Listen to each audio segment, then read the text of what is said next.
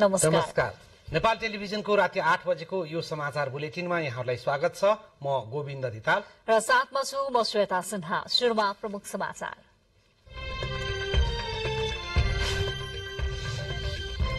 नेपाली कांग्रेस केन्द्रीय समितिको बैठकमा महामन्त्री थापाद्वारा 7 लाख सदस्य थप गर्ने प्रस्ताव। पार्टीको बैठक पहिलो पटक सामाजिक सञ्जालबाट प्रत्यक्ष प्रसारण। नागढुङ्गा सिस्ने खोला सुरुङ मार्गको निर्माण कार्य अन्तिम चरणमा। मुख्य सुरुङ मार्गको 87% र सहायक सुरुङ मार्गको 97% काम सकियो। गोर्खामा व्यावसायिक रूपमै अरिङ्गाल पालन शुरू। उच्च पौष्टिक तत्व पाइने भन्दै अरिङ्गालको परिकारप्रति मानिसहरूको आकर्षण। आजदेखि अधिक मास अर्थात मलमास शुरू। प्रसिद्ध 4 नारायण मध्ये एक महत्वपूर्ण नारायणका रूपमा रहेको मत्स्य नारायणको मेला आजबाट शुरू। कोरियामा वर्षा र बाढ़ीका कारण 50 जनाको मृत्यु, 7 जना बेपत्ता, कयौं घाइते। अझै भीषण वर्षाको सम्भावना भएकोले सचेत रहन सरकारको आग्रह। र फिफा महिला विश्वकप फुटबल पर्सिबाट उद्घाटन खेलमा आयोजक न्यूजील्याण्डले नर्वेको सामना गर्ने। पुरस्कार रकममा विभेद भएको भन्दै अस्ट्रेलियाली खेलाड़ीको असन्तुष्टि।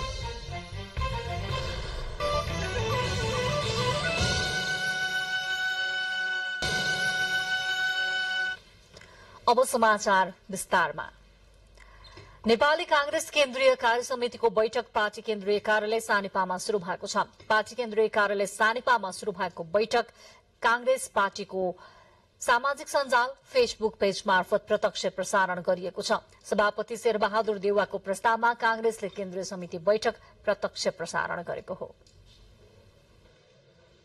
लामो प्रतीक्षापछि शुरू भएको नेपाली कांग्रेसको बैठक राजनीतिक एजेन्डा र त्यसका कार्यान्वयनको पक्षमा महत्वपूर्ण मानिएको छ। एजेन्डा त पहिलो बैठकमा उठान मात्र भए, तर बैठक सञ्चालन र प्रस्तुत एजेन्डाको साङ्गोपाङ्गो चाहिँ राजनीतिक वृत्तमा चर्चाको विषय रह्यो। साधारण सदस्यता र क्रियाशील सदस्यता छानबिनमा हप्तौं खर्चेर टुङ्गोमा पुग्ने कांग्रेसले यो बैठकमा प्रविधिको पहिलो पटक प्रयोग गर्यो र बैठक आफ्नो पार्टीको फेसबुक पेज मार्फत प्रत्यक्ष प्रसारण गरायो। यसले कांग्रेसप्रति नयाँ पुस्ताको आकर्षण बढाउने कतिपय नेताहरूको आंकलन छ। बैठकमा महामन्त्री गगन कुमार थापाले वार्षिक कार्ययोजना प्रस्तुत गर्नुहुँदै पार्टीको सदस्यता 7 लाखसम्म थप गर्ने प्रस्ताव गर्नुभयो। नयाँ सदस्य थप्ने लक्ष्यका साथ कांग्रेसले घर घर जाउँ पार्टी सदस्य बनाऊ अभियान चलाउने प्रस्ताव अघि सारेको छ। महामन्त्री थापाले यही साउन 20 गतेदेखि 2081 असार 31 सम्म अभियान चलाउने गरी कार्ययोजना ल्याउनु भएको छ। वर्षको कम्तीमा न्यूनतम 2टा बैठक चाहिँ काठमाडौँ उपत्यका भन्दा बाहिर गर्नुपर्छ भन्ने यहाँ हामीले प्रस्ताव गरेका छौं।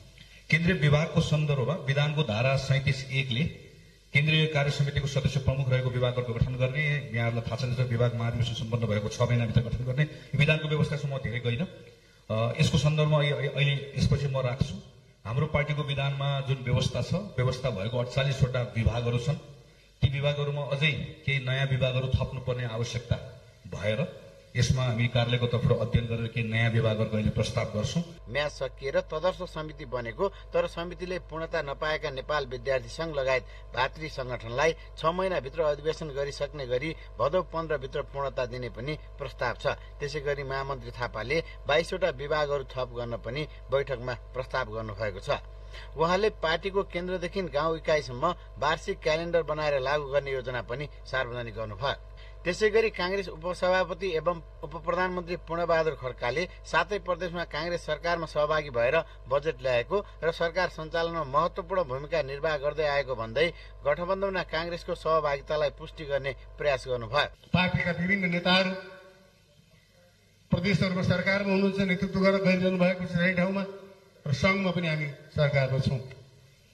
तर बजेट ल्याउने क्रममा, सरकार सञ्चालनका क्रममा हामीले हाम्रो तर्फबाट पार्टी आदरणीय सभापतिको निर्देशन, पदाधिकारी साथीहरूसँग बेला बेलाको सरसल्लाह छलफल, पार्टीका नेताहरूसँग सम्पर्कको आधारमा हामी सरकारमा गएका साथीहरूले पार्टीको निर्देशन, पार्टीको घोषणापत्र, आम मतदाताको भावनालाई केन्द्रमा राखेर काम गर्ने प्रयत्न गरिराखेका छौं। सभापति शेरबहादुर देउवाले बैठक शुरू गरे लगत्तै अर्का महामन्त्री विश्वप्रकाश शर्माले 10 बुँदे बैठकको कार्यसूची प्रस्तुत गर्नुभएको थियो। नेपाली कांग्रेस केन्द्रीय कार्य समितिको यो बैठक सकिएपछि हामी राष्ट्रव्यापी रूपमा अभियानमा जानेछौं।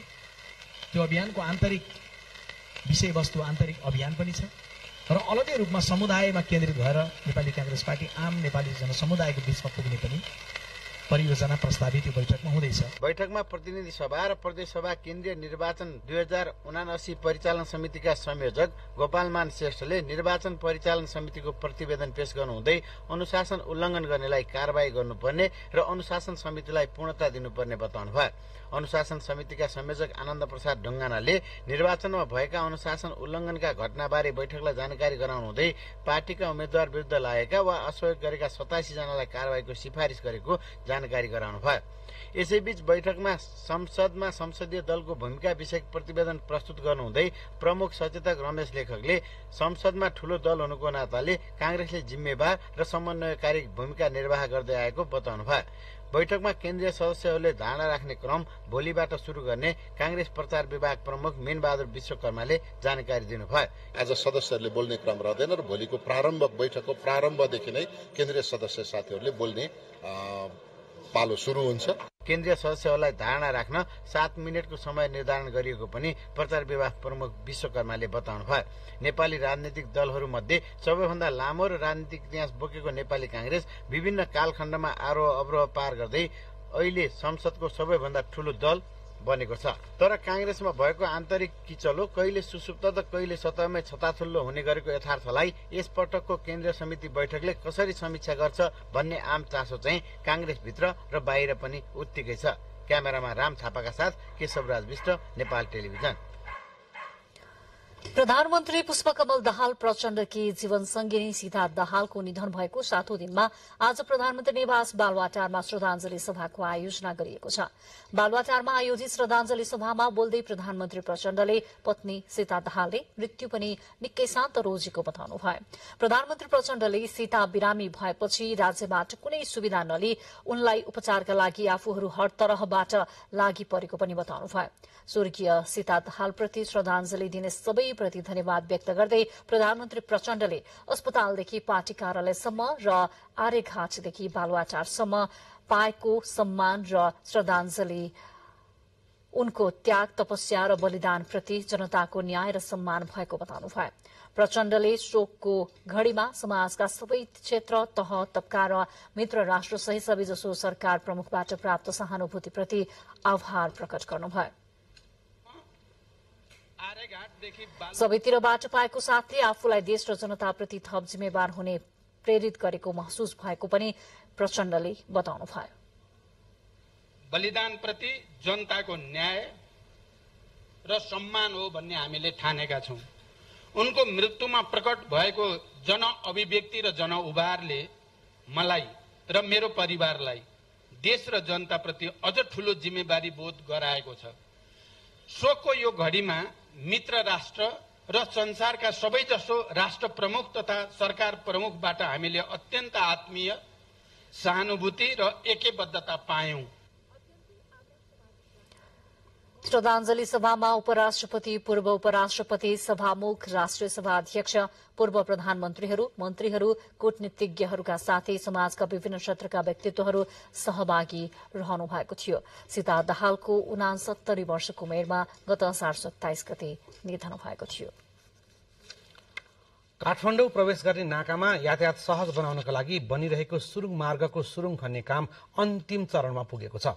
जसअनुसार सहायक सुरुङ मार्गको 97% र मुख्य सुरुङ मार्गको 87% सुरुङ खनिसकिएको छ। यसबाहेक सुरुङभित्र र बाहिर थुप्रै कामहरू गर्न बाँकी रहेकोले 1 वर्षको समय लाग्ने अनुमान पनि आयोजनाको रहेको छ। काठमाडौँदेखि धादिङको सिस्ने खोलासम्म बनिरहेको सुरुङ मार्ग 1 वर्षमा सञ्चालनमा हुने भएको छ। हालसम्म सहायक सुरुङ मार्गको 97% खनिसकिएको छ। जस अनुसार करिब 35 मिटर मात्र खन्न बाँकी रहेको र आगामी 3 सातामा खनिसकिने भएको छ। यसैगरी मुख्य सुरुङको करिब 400 मिटर खन्न बाँकी रहेको निर्माण कम्पनीले जानकारी दिएको छ। यसबाहेक सुरुङभित्र र बाहिर थुप्रै कामहरू गर्न बाँकी रहेकाले 1 वर्षको समय लाग्ने अनुमान गरिएको हो। काठमाडौँ उपत्यका प्रवेश गर्ने मुख्य नाकाका रूपमा रहेको पृथ्वी राजमार्गमा पर्ने सो सुरुङ मार्ग 2.68 किलोमिटर लामो छ। सुरुङ मार्ग बनेपछि काठमाडौँसम्मको प्रवेश सहज र सरल हुने भौतिक पूर्वाधार तथा यातायात मन्त्री प्रकाश ज्वालाले बताउनुभयो। करिब करिब चाहिँ 1 वर्षभित्र हामीले यातायात सञ्चालन गर्ने गरी यो सुरुङ मार्गलाई चाहिँ सम्पन्न गर्ने योजनाका साथ लागिरहेका छौँ। यसको चाहिँ अहिले देख्दा खर्च अलि बढी जस्तो देखिन्छ, तर चाहिँ भविष्यमा यसबाट हामीले जुन प्राप्त गर्ने चाहिँ बेनिफिट छ, जुन प्राप्त गर्ने फाइदा छ, त्यो निकै चाहिँ महत्त्वपूर्ण छ। त्यसकारण यो टनेलको चाहिँ निर्माण कार्य सम्पन्न गरी यो टनेलमा यो सुरुङ मार्गमा चाहिँ यातायातका साधनहरू सञ्चालन गर्ने अवस्थासम्म पुर्याउने कुरा चाहिँ धेरै महत्त्वपूर्ण छ। 2076 सालको कार्तिक महिनामा सुरुङ मार्गको शिलान्यास गरिएको थियो। जापान सरकारको करिब 16.5 अर्ब रुपैयाँको ऋण सहयोग र नेपाल सरकारको 7 अर्ब रुपैयाँको लगानीमा सो सुरुङ मार्ग बनिरहेको छ। कोभिडका कारण निर्माणमा ढिलाइ हुँदा लागत बढ्ने भनाई निर्माण कम्पनीको छ। सुरुङ मार्ग निर्माण भएपछि नागढुङ्गामा हुने सधैँको जाम घट्नुका साथै करिब 3.5 किलोमिटरको दूरी समेत घट्नेछ। सुरुङ मार्गसँगै काठमाडौँतर्फ एउटा फ्लाइओभर समेत बनिरहेको छ। यसले सुरुङमा जाने र त्यहाँबाट आउने सवारी साधनलाई मुख्य राजमार्गसँग जोड्नेछ। विनय देसारका साथ रविचन्द्र पराजुली, नेपाल टेलिभिजन। सरकारले अन्तरप्रदेश चल्ने सार्वजनिक सवारी साधनको भाडा दर घटाएको भने पनि अधिकांशले भाडा घटाएका छैनन्। भाडा बढ्ने बित्तिकै बढेको भाडा लिने चालकहरूले भने यसपटक भाडा घटेको थाहा नभएको भन्दै यात्रुहरूबाट पुरानै भाडा दर लिएर ठग्ने गरेको पाइएको छ। अन्तर प्रदेशमा चल्ने सवारी साधनको भाडा दर सोमबारदेखि नै लागू हुने गरी सरकारले घटायो। तर काठमाडौँबाट बाहिर जाने अधिकांश गाडीहरूले भने मंगलबार भाडा घटाएनन्। सवारी साधनहरूले पहिलेकै भाडामा यात्रु लिएर हिँडेको अनुगमनमा पाइएको छ। अझै कतिपय सवारी साधनले पुरानो भाडा दर पनि लुकाएर यात्रुसँग बढी भाडा लिइरहेको सरकारी अनुगमनमा पाइएको छ। काठमाडौँबाट कोशी प्रदेशमा जाँदा 1400 रुपैयाँ मात्र भाडा लाग्ने गरेको छ। तर सवारी साधनले भने 1600 रुपैयाँ भाडा लिई छतमा सामान राखे बापतको बेग्लै पैसा लिने गरेको समेत भेटियो।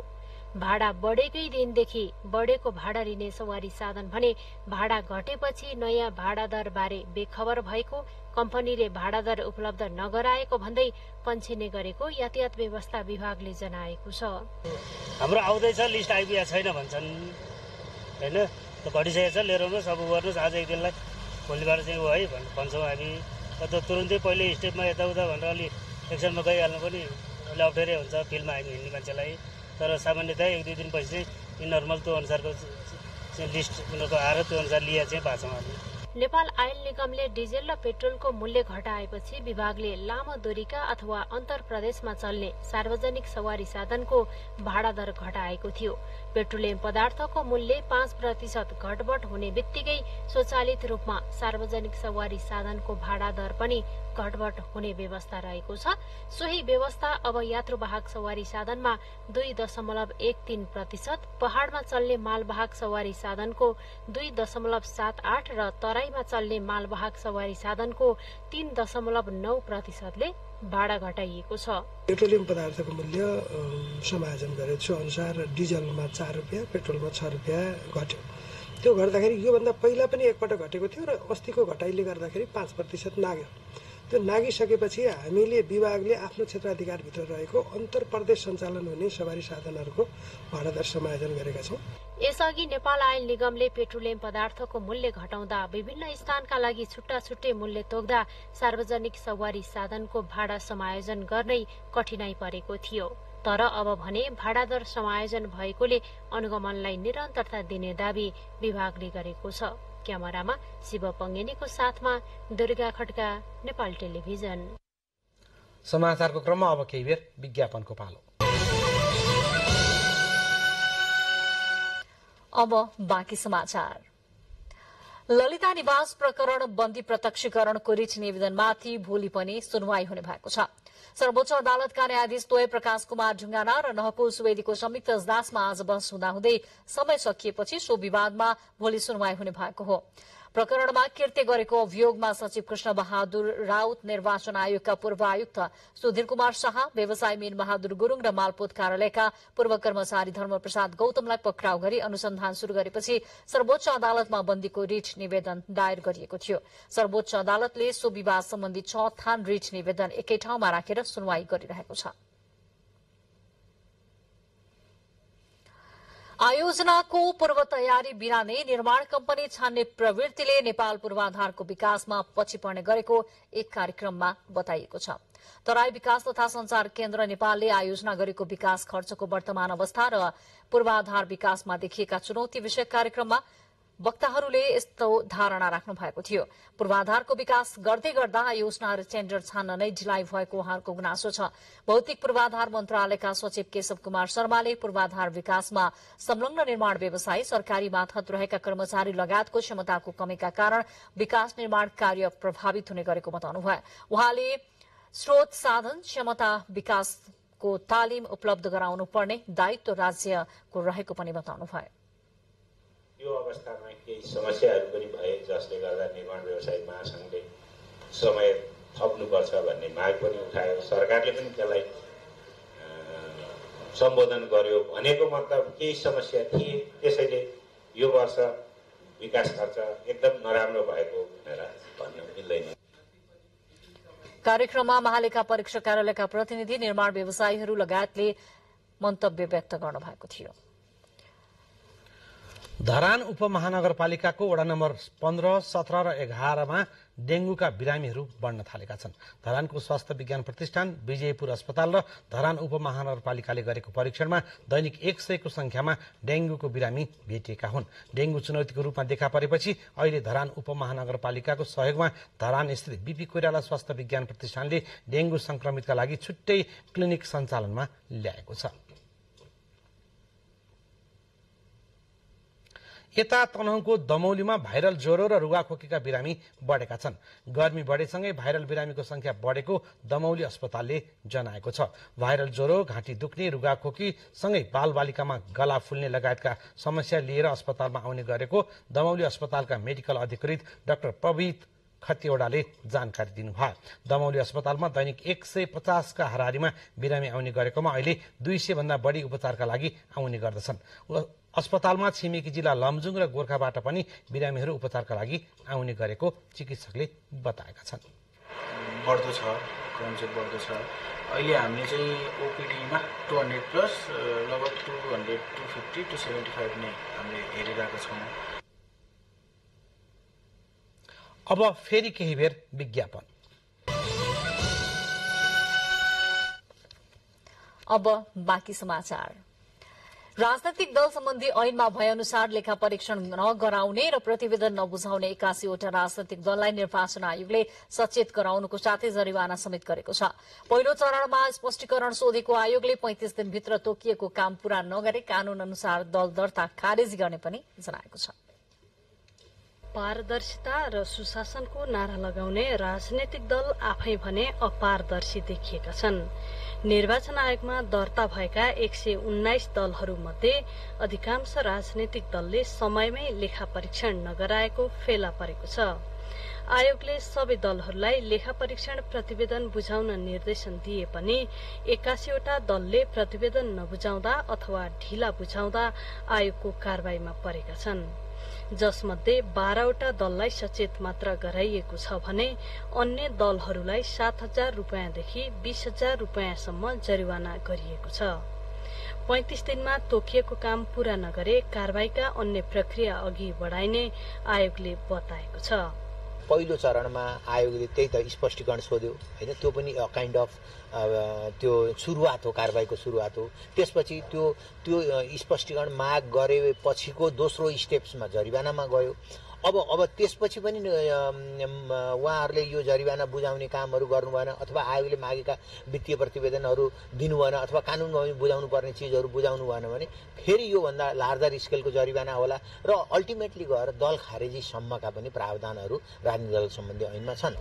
निर्वाचन आयोगमा दर्ता भएका 119 मध्ये 43वटा राजनीतिक दलले भने समयमै प्रक्रिया पूरा गरेको आयोगको भनाइ छ।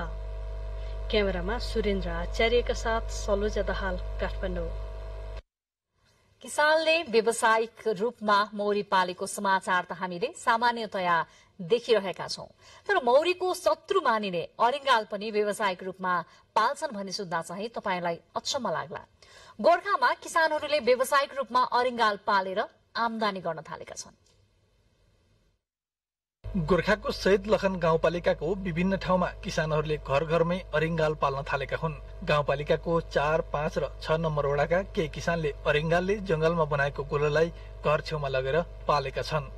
अरिङ्गालको लार्वा खान मानिसहरूको आकर्षण बढेपछि यहाँका किसानहरूले यसलाई प्रयोग स्वरूप घरमै पाल्न थालेका हुन्। अरिङ्गालको बच्चा अर्थात् लार्वा तारेर खान यहाँ टाढा टाढाबाट मानिसहरू आउने गर्छन्। किसानहरूले मानिसको रुचि बढेको भन्दै आय आर्जनको वैकल्पिक स्रोतको रूपमा अरिङ्गाल पाल्न थालेका हुन्। गोर्खा गैरुङका विनोद थापा मगरले विगत 15 वर्षदेखि अरिङ्गाल पाल्ने र त्यसको लार्वा बेचेर आमदानी गर्दै आउनु भएको बताउनुहुन्छ। यसले शरीरलाई ताकत दिन्छ भनेर खाना आउनेको त कहिलेकाहीँ भिडै नै लाग्ने गरेको छ किसान थापा मगरले भन्नुहुन्छ।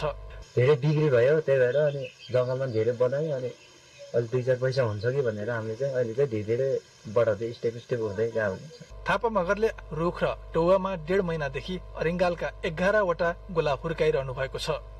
गोलाभित्र अरिङ्गालको बच्चा हुर्किएपछि बिक्री गरेर आय आर्जन गर्ने उद्देश्यले किसानहरूले घर घरको आसपासमा लगेर अरिङ्गाल पाल्न थालेका हुन्। आगामी असोजसम्ममा गोला पोलेर त्यसभित्र रहेको लार्वा बिक्री गर्ने किसानहरूको योजना छ। अरिङ्गालको बच्चा अर्थात् लार्वा एक मानाको 1500 देखि 2000 रुपियाँसम्म बिक्री हुने गरेको छ। एउटा गोलाबाट 2 पाथीसम्म लार्वा निस्कन्छ। बजारको समस्या भने छैन। मान्छेहरू खोज्दै घरमा आइपुग्छन्, किसान सुनाउँछन्। तर जंगलमा अरिङ्गाले बनाएको गोलालाई घर छेउमा सार्न भने त्यति सजिलो छैन। पहिलो कुरा त जंगलमा गोला फेला पर्नै गाह्रो हुन्छ, पाइए पनि घरमा गोला ल्याउनै कठिन छ। अरिङ्गालको गोलाको आकार हेरेर यो भित्र बस्ने अरिङ्गालहरू धेरै थोरै के कति छन् भनेर सजिलै अनुमान लगाउन सकिने किसानहरू बताउँछन्। अरिङ्गालहरू एउटा गोलामा 1 वर्ष मात्र बस्न सक्छन्। अरिङ्गालको गोलाबाट लार्वा निकालेर बिक्री गर्नका लागि गोलाभित्र रहेका माउहरू सबै आगोमा पोलेर जलाउने गरिन्छ। माउलाई जलाएर मार्ने अनि बच्चा चाहिँ खाने गर्दा अरिङ्गालको संख्या भने घट्दै जान थालेको छ। अरिङ्गाल पालेर आमदानी लिने सुन्दा राम्रो लागे पनि काम भने चुनौतीपूर्ण छ। अब केही धार्मिक प्रसंग। आजदेखि मलमास पनि भनिने अधिक मास सुरु भएको छ। साउन 31 गतेसम्म मलमास अथवा अधिक मास रहने नेपाल पञ्चाङ्ग निर्णायक विकास समितिले जनाएको छ। ज्योतिषीय गणना अनुसार 365 दिनको 1 वर्ष हुन्छ। वर्षमा सौर्य र चन्द्रमास हुन्छन्। दुवैलाई समन्वय गर्न 32 महिना 16 दिन 1 घण्टा 36 मिनटमा मलमास वा अधिक मास आउँछ। एउटा औँसीदेखि अर्को औँसीसम्म संक्रान्ति छैन भने त्यो महिनालाई मलमास वा अधिक मास भनिने भनेर विभिन्न शास्त्रीय ग्रन्थमा उल्लेख गरिएको नेपाल पञ्चाङ्ग निर्णायक समितिका कार्यकारी निर्देशक सूर्य प्रसाद ढुङ्गेलले बताउनु भएको छ। मलमास महिनाको देवता भगवान श्रीकृष्ण हुनुहुन्छ। मलमास महिनाको देवता नभएपछि मलमास रुँदै भगवान श्रीकृष्णसँग पुगेर आफूलाई अशुभ मास भनी सबैले हेला गरेको गुनासो गरेपछि भगवान श्रीकृष्णले नै मेरै नामबाट तिमीलाई अब सबैले चिन्नेछन् भनी पुरुषोत्तम मासको नाम दिनुभएको पुरुषोत्तम मास महात्म्य नामक धार्मिक ग्रन्थमा उल्लेख गरिएको छ। मलमास अर्थात् अधिक मासमा नित्य कर्म पूजा पाठ जप ध्यान गर्न हुन्छ। तर मलमासको समयमा महादान माङ्गलिक कार्य अर्थात् विवाह व्रतबन्ध गृह निर्माण गृह प्रवेश जस्ता काम गर्न नहुने शास्त्रीय विधान छ। मलमास आरम्भ भएसँगै मलमासमा देवताका रूपमा रहनुभएका भगवान श्रीकृष्ण र भगवान विष्णुका मन्दिरहरूमा विशेष पूजा आराधना हुने गर्दछ। नारायण मन्दिरहरू मध्ये प्रसिद्ध 4 नारायण मध्येको एक मत्स्य नारायणको मन्दिरमा आजबाट मेला सुरु भएको छ। हरेक मलमासमा जस्तै काठमाडौँको चन्द्रागिरी नगरपालिका वडा नम्बर 9 मा पर्ने मत्स्य गाउँको मत्स्य नारायण मन्दिरमा पुरुषोत्तम मेला लागेको हो। मलमास अवधिभर मत्स्य नारायण मन्दिरमा नारायणको पूजा पुरुषोत्तम महात्म्य वाचन गर्ने परम्परा छ। यस महिनामा नारायणको पूजा गर्नाले जीवनमा सुख शान्ति हुने जनविश्वास रहिआएको छ। मन्दिरमा पूजा र दर्शनका लागि उपत्यका सहित देशैभरबाट मानिसहरू मत्स्य नारायणका साथै नारायणको मन्दिरहरूमा पुग्ने गर्दछ। उता ओखलढुङ्गामा नेवारी समुदायले मनाउने लाखे जात्राको रौनक सुरु भएको छ। जिल्ला सदरमुकाममा श्रावण कृष्ण चतुर्दशीदेखि लाखे जात्रा सुरु भएको हो। सदरमुकाममा रहेका जनहित गुठी र पारस्परिक सेवा अनुष्ठान गुठीले हरेक वर्ष भाद्र कृष्ण अष्टमीसम्म लाखे जात्रा निकाल्दै आएका छन्। जात्रामा 1 दर्जन भन्दा बढी लाखे कलाकारहरूले राक्षस रूपी मकुण्डो लगाएर ढोलक, झ्याम्टा, मादल लगायतका बाजाहरूको तालमा दर्शकलाई मनोरञ्जन दिने गर्दछन्। नेवारी समुदायले ओखलढुङ्गाको गणेश चोक र राम बजारबाट निकाल्दै आएको लाखे नाच हेर्न गाउँ गाउँबाट दर्शकको भिड लाग्ने गर्दछ। बुलेटिनमा प्रमुख समाचार एकपटक फेरि। नेपाली कांग्रेस केन्द्रीय कार्य समितिको बैठकमा महामन्त्री थापाद्वारा 7 लाख सदस्य थप गर्ने प्रस्ताव। पार्टीको बैठक पहिलो पटक सामाजिक सञ्जालबाट प्रत्यक्ष प्रसारण। नागढुङ्गा सिस्ने खोला सुरुङ मार्गको निर्माण कार्य अन्तिम चरणमा। मुख्य सुरुङ मार्गको 87% र सहायक सुरुङ मार्गको 97% काम सकियो। गोर्खामा व्यावसायिक रूपमै अरिङ्गाल पालन सुरु। उच्च पौष्टिक तत्त्व पाइने भन्दै अरिङ्गालको परिकारप्रति मानिसहरूको आकर्षण बढ्दो। आजदेखि अधिक मास अर्थात् मलमास सुरु। प्रसिद्ध 4 नारायण मध्ये एक महत्वपूर्ण नारायणको रूपमा रहेको मत्स्य नारायणको मेला आजैबाट सुरु। कोरियामा वर्षा र बाढीका कारण 50 जनाको मृत्यु, 7 जना बेपत्ता, कयौं घाइते। अझै भीषण वर्षाको सम्भावना रहेकोले सचेत रहन सरकारको आह्वान। र फिफा महिला विश्वकप फुटबल पर्सीबाट उद्घाटन खेलमा आयोजक न्युजिल्यान्डले नर्वेको सामना गर्ने। पुरस्कार रकममा विभेद भएको भन्दै अस्ट्रेलियाली खेलाडीको असन्तुष्टि। कागतीबाट राम्रो आमदानी गर्न सकिने भएपछि सिन्धुली जिल्लामा व्यावसायिक कागती खेती गर्नेहरू बढेका छन्। विशेष गरी जिल्लाको 3 पाटन गाउँपालिकाले छरछरेका कृषकहरूले व्यावसायिक रूपमा गरेको कागती खेतीबाट वार्षिक 20 लाखसम्म आमदानी गर्ने गरेका छन्। सिन्धुलीको एक सरकारी कार्यालयका कार्यालय प्रमुख कागती खेतीमा लागेका छन्। कागती खेतीमा राम्रो आमदानीको सम्भावना भएको भन्दै जिल्ला स्थित शहरी विकास तथा भवन कार्यालय सिन्धुलीका प्रमुख दुर्गा घिमिरेले व्यावसायिक कागती खेती विस्तार गर्नुभएको छ।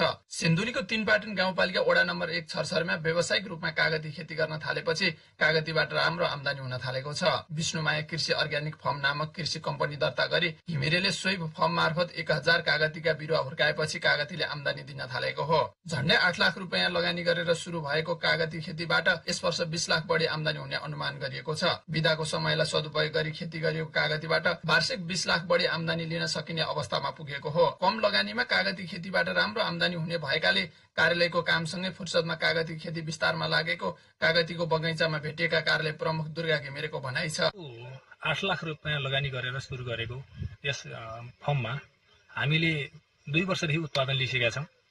यस वर्ष 836 बोटबाट एक्टिभली फलेका छ। यसरी 836 बोटबाट फलेको कागतीको हिसाब गर्दाखेरि बजारमा लगेर बिक्री हुँदाखेरि हाम्रो 20 लाखसम्म यसको आमदानी हुने देखिन्छ। पछिल्लो समय सिन्धुलीमा व्यावसायिक रूपमा कागती खेती गर्ने बढ्दै गएका छन्। कागती खेतीबाट राम्रो आमदानी हुने भएपछि कागती खेती गर्ने बढ्दै गएका हुन्। कम लगानीमा राम्रो आमदानी दिने अमिलो जातको फल कागतीबाट वार्षिक लाखौं आमदानी गर्न सकिन्छ। नेपाल टेलिभिजनका लागि अनिल भण्डारी, बागमती प्रदेश, सिन्धुली। नेपालको प्रशासन र योजनाको क्षेत्रमा विशिष्ट योगदान पुर्याए बापत पूर्व प्रशासकहरू गोरक्ष बहादुर न्युछे प्रधान र भानुप्रसाद आचार्यलाई हेमबहादुर मल्ल पुरस्कार प्रदान गरिने भएको छ। गोरक्ष बहादुर प्रधानलाई 2077 को, भानुप्रसाद आचार्यलाई 2078 को पुरस्कार प्रदान गरिने भएको हो। नेपाल जनप्रशासन संघले आज आयोजना गरेको कार्यक्रममा जानकारी दिए अनुसार प्रधान र आचार्यलाई भोलि ती पुरस्कार प्रदान गरिनेछ। दुवै पुरस्कारको राशि जनाही 2 लाख रुपियाँ नगदसहित सम्मान पत्र रहेको छ। सम्मान नेपालका ख्याति प्राप्त प्रशासक एवं व्यवस्थापकलाई प्रदान गरिँदै आइएको छ।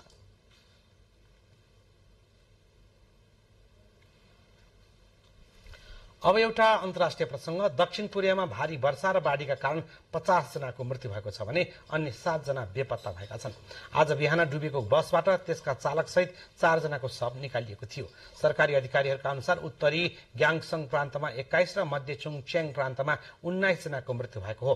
ग्याङसङ प्रान्तमा 34 जना घाइते छन्। देशभरका बाढी पहिरोमा परि देशभर 50 जनाले ज्यान गुमाएका योनहाप समाचार समितिले जनाएको छ। पछिल्ला दिनमा लगातार परेको वर्षाले देशभरका अधिकांश भूभाग डुबानमा परेका छन्।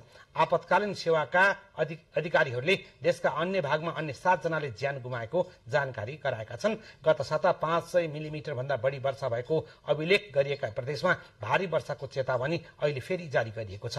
जुलाई 9 देखि मध्य र तल्लो क्षेत्रमा 500 मिलिमिटर भन्दा बढी वर्षा भएको थियो। गन्जु र दक्षिण चुङचेओङ प्रान्तमा 636 मिलिमिटर, छेङवाङ नजिकैको काउन्टीमा 614 मिलिमिटर, सेजोङको मध्य शहरमा 580 मिलिमिटर र उत्तरको मिङयोङ र गुङसाङ प्रान्तमा 522 मिलिमिटर वर्षा भएको अधिकारीहरूले जनाएका छन्। अब फेरि केही बेर विज्ञापन।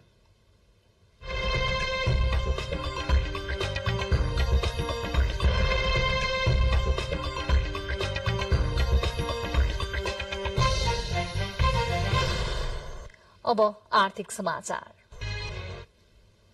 आन्तरिक राजस्व विभागले वैदेशिक पर्यटन शुल्क सम्बन्धी कार्यविधि 2080 जारी गरेको छ। आर्थिक ऐन 2080 को दफा 22 मा विदेशमा पर्यटन भ्रमणका लागि जाने नेपाली पर्यटकले गर्ने भुक्तानी रकममा 5% का दरले वैदेशिक पर्यटन शुल्क लाग्ने उल्लेख गरेको थियो। सो व्यवस्था कार्यान्वयनका लागि विभागले कार्यविधि जारी गरेको हो। वैदेशिक भ्रमणको प्याकेज विक्रेताले प्याकेज बिक्रीका बखत विदेशमा पर्यटन भ्रमणका लागि जाने नेपाली पर्यटकले गर्ने भुक्तानी रकममा 5% का दरले शुल्क लगानी असुल गर्नुपर्नेछ। कार्यविधि अनुसार शुल्क असुल गर्ने र राजस्व खातामा दाखिल गर्ने प्रयोजनका लागि स्थायी लेखा नम्बर लिएको व्यक्तिले अलग्गै दर्ता गर्नुपर्ने छैन। तोकिएको समयभित्र शुल्क दाखिल नगरेमा वार्षिक 2.5% का दरले हुन आउने थप रकम र वार्षिक 15% का दरले ब्याज लाग्ने विभागले जनाएको छ। म्याग्दीको बेनीमा आलुले बजार नपाउँदा स्थानीय किसानहरू मर्कामा परेका छन्। स्थानीय उत्पादित आलु भन्दा बाहिरबाट ल्याइएको आलु सस्तो भइदिएपछि बिक्री नभएको किसानहरूको गुनासो छ। बजारमा आलु बिक्री नभएपछि अधिकांश किसानले उत्पादन गरेको आलु यति बेला घरमै थन्किएका छन्। केही कमाउने आशाले उत्पादन गरिएको आलुले घरमै राख्नु परेपछि कृषक निकै चिन्तित भएका छन्। आलुले बजार पाउन नसकेपछि बजार व्यवस्थापनका लागि उनीहरूले स्थानीय सरकारलाई खरिद गरिदिन अनुरोध गरेका छन्। सिलसिला आर्थिक समाचारकै छ। क्रसर उद्योगहरूले असार मसान्तदेखि क्रसर उद्योगहरू अवैध भएकोले नवीकरणका लागि सरकारसँग आग्रह गरेका छन्। व्यवसायीहरूले विगत 10 वर्षदेखि सरकारका अव्यावहारिक निर्णयका कारण नवीकरण सम्बन्धी समस्या झेल्दै आएको भन्दै आफ्ना उद्योगहरू नवीकरण गर्न माग गरेका हुन्।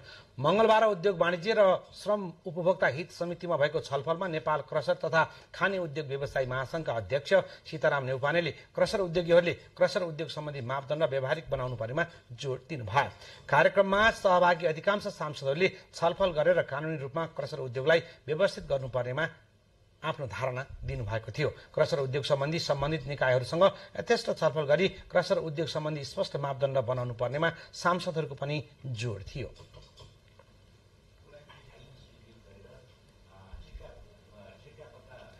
विराटनगर भन्सार कार्यालयले आर्थिक वर्ष 2079-80 मा तोकिएको लक्ष्यको जम्मा 55% मात्र भन्सार राजस्व संकलन गरेको छ।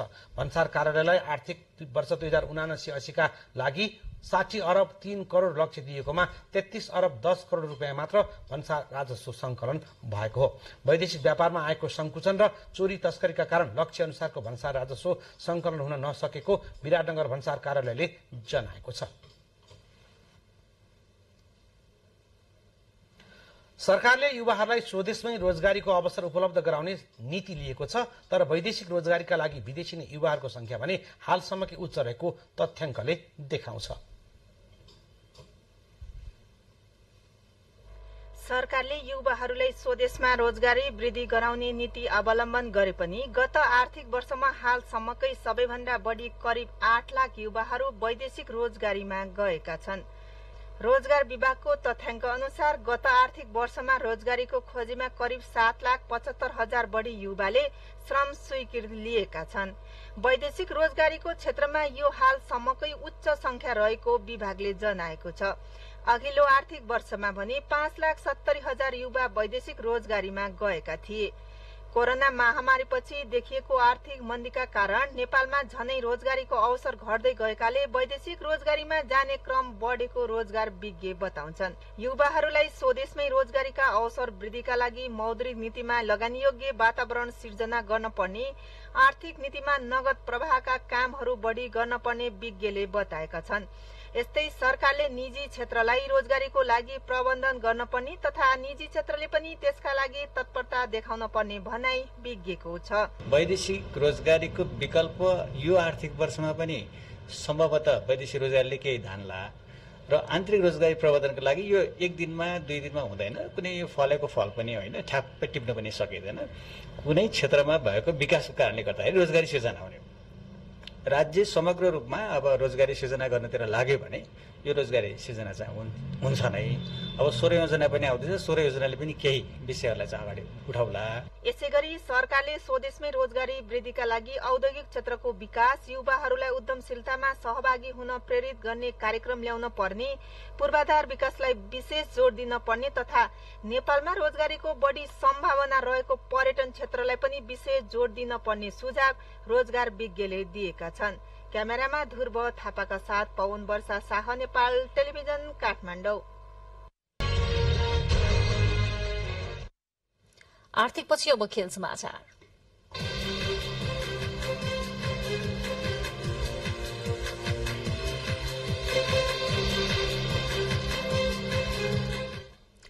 नेपाली राष्ट्रिय फुटबल टीमका कप्तान किरण चेम्जोङ थप 1 वर्षका लागि पंजाब एफसीमा अनुबन्ध भएका छन्। भारतको दोस्रो श्रेणीको लीग आई लीग जिताउँदै शीर्ष श्रेणीको इन्डियन सुपर लीग आईएसएलमा बढुवा गराउन भूमिका खेलेका किरणलाई पंजाबले थप 1 वर्षका लागि अनुबन्ध गरेको छ।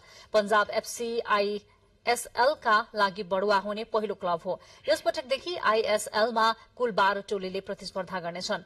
उनी आईएसएल खेल्ने दोस्रो नेपाली खेलाड़ी बनेका छन्। यसअघि गत सिजन नेपालका अनन्त तामाङले इस्ट बंगलाबाट आईएसएलमा 1 खेल खेलेका थिए। किरण नेपालका लागि सर्वाधिक 89 खेल खेल्ने खेलाड़ी हुन्।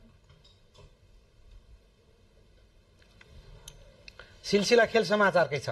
ओलम्पिक छनौटको चरणका रूपमा रहेको बौडीको विश्व प्रतिस्पर्धामा नेपालका 4 जना पौडी खेलाड़ीहरूले सहभागिता जनाउने भएका छन्। जापानको फुकुओका शहरमा आयोजना हुने वर्ल्ड एक्वाटिक च्याम्पियनशिप 2023 मा गौरीका सिंह, अलेक्जेन्डर गाहा शाह, डुवाना लामा र नासिर यहाँ हुसैनले प्रतिस्पर्धा गर्ने भएका हुन्। प्रतियोगिता खेल्न जाने खेलाड़ी र अफिसियलहरूलाई आज राष्ट्रिय खेलकुद परिषदका सदस्य सचिव टंकलाल घिसिङले राष्ट्रिय झण्डा सहित विदाई गर्नुभयो।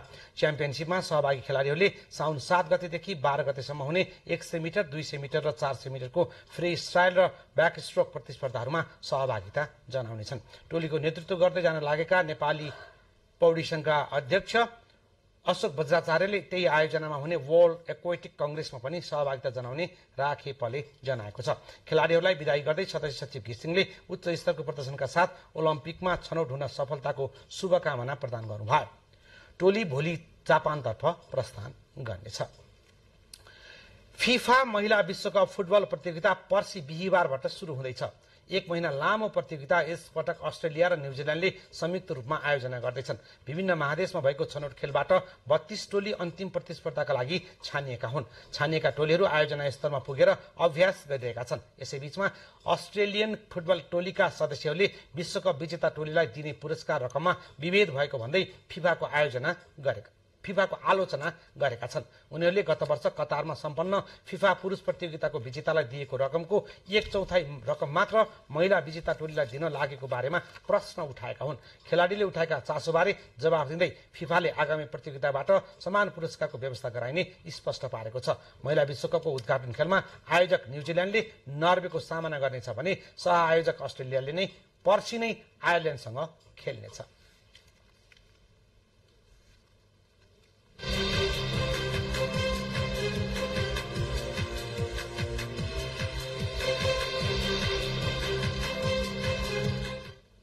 अब मौसम देशभर सामान्यदेखि पूर्ण बदलिरहनेछ।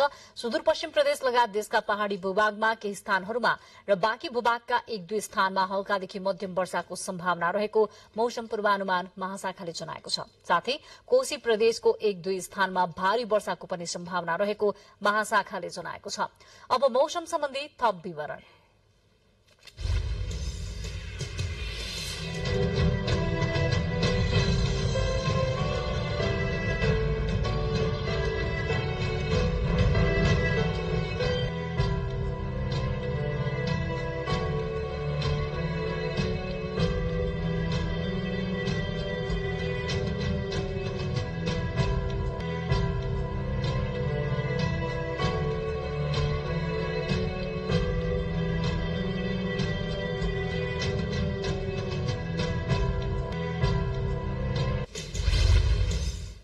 बुलेटिनको अन्त्यमा प्रमुख समाचार पुनः एकपटक।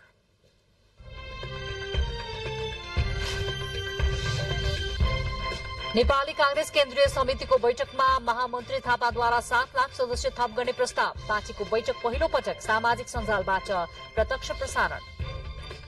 नागढुङ्गा सिस्ने खोला सुरुङ मार्गको निर्माण कार्य अन्तिम चरणमा। मुख्य सुरुङ मार्गको 87% र सहायक सुरुङ मार्गको 97% काम सकियो। गोर्खामा व्यावसायिक रूपमै अरिङ्गाल पालन शुरू। उच्च पौष्टिक तत्व पाइने भन्दै अरिङ्गालको परिकारप्रति मानिसहरूको आकर्षण। आजदेखि अधिक मास अर्थात मलमास शुरू। प्रसिद्ध 4 नारायण मध्ये एक महत्वपूर्ण नारायणका रूपमा रहेको मत्स्य नारायणको मेला आजबाट शुरू।